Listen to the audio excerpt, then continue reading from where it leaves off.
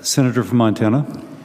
It's been 5 years since Americans were forced into a broken and unhappy relationship with Obamacare. And ever since the implementation of this failed law, Americans have received one broken promise after another. And for many Montana families, reflecting on the consequences of this law is not a happy trip down memory lane. Too many Montanans have seen their work hours cut. They've been forced off the plans they liked, and they were told they couldn't see the doctors that they trusted.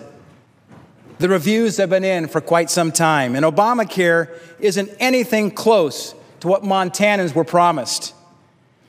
5 years later, insurance companies are still unable to find stable rates that don't force more uncertainty and hardship upon Montanans.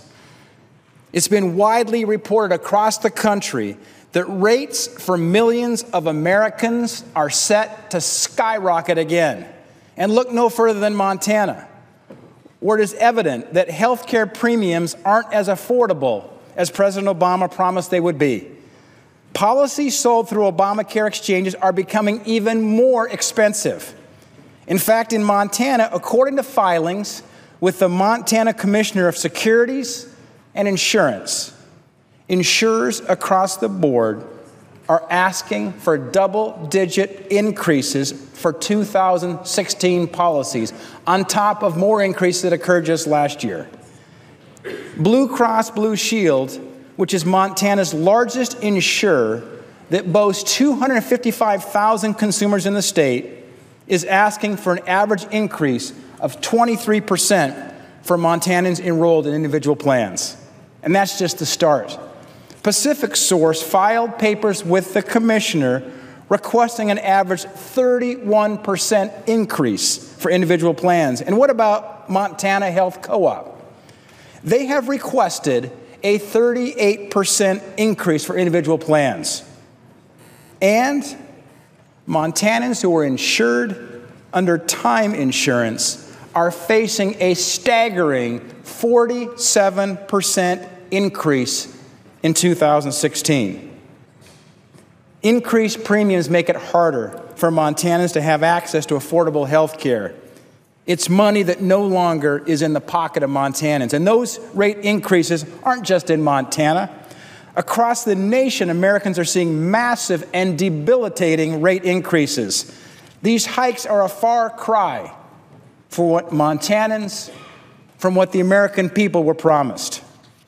In 2007, President Obama said himself that by the end of his first term, Obamacare would, and I quote, cover every American and cut the cost of a typical family's premium up to $2,500 a year. Mr. President, Montanans haven't seen their premiums decrease by $2,500 a year. It's not even close. Unfortunately, this is the predictable resort and result of forcing a partisan piece of legislation through Congress without transparent consideration or bipartisan input. We need to ensure health care is affordable.